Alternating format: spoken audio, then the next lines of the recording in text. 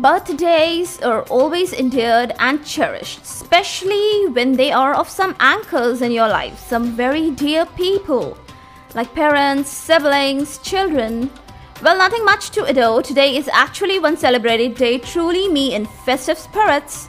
But diverting the tea towards our goal of the day, let me announce the topic of the day. It's gonna be dosing schedules again. Yes, part 2. And let us all give some heat to this one.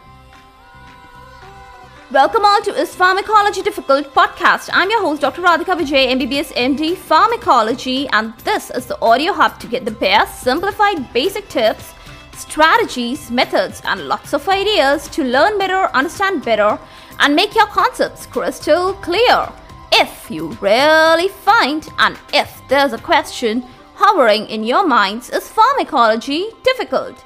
Lend me your ears for a while and let in the magic of knowledge.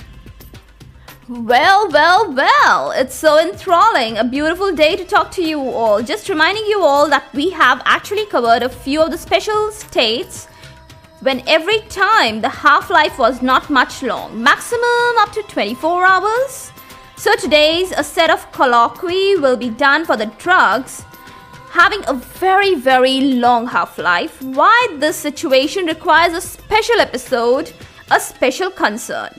Cause such group of drugs possess high volume of distribution, their nature is cumulative, and the rate of clearance is quite slow. And yes, let me present the celebrated examples. First one is diazepam, having a half-life of 20 to 60 hours and volume of distribution around 40 to 60 liters. Then we have digoxin, having a half-life of around 40 hours and the volume of distribution being 640 liters. And how can we forget the chloroquine, having a half-life of around 40 hours and volume of distribution around 130 liters. Now, it's the desirable state to obtain a steady state plasma concentration level. Well, it actually takes all about 5 half-lives, you remember that, no? For this wonderful wish to come true. Do you have an abundance of patience? No? Is there any emergency?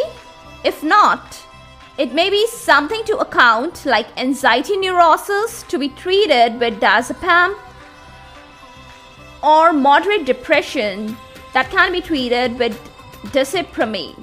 It doesn't really matter if the drug takes a few days to reach a steady state plasma level.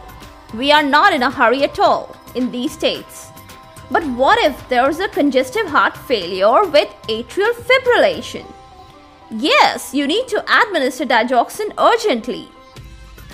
Or there is a state of high-grade fever, as in malaria. The patient needs chloroquine without any delay.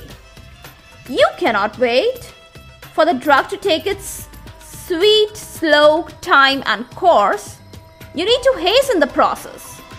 One quick solution is to administer an initial loading dose, or nice to call it the priming dose, that promises to reach the steady state level in no time at all.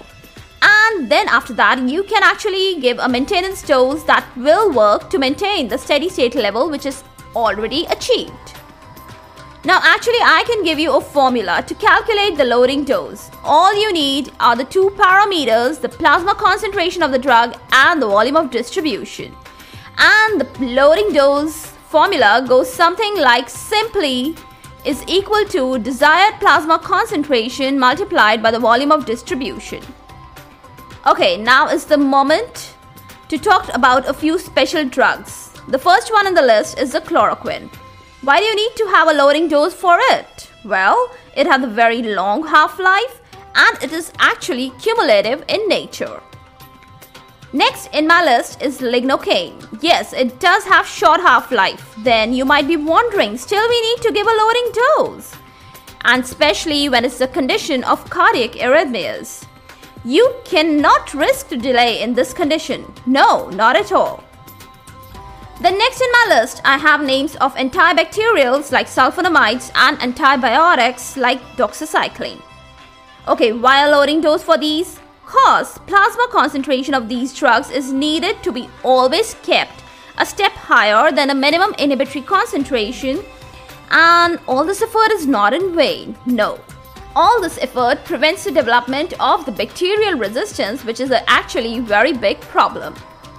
And to your utter wonder, you have to follow the said implications, the said rules, the said criteria only and only when you are dealing with a considerable healthy individual.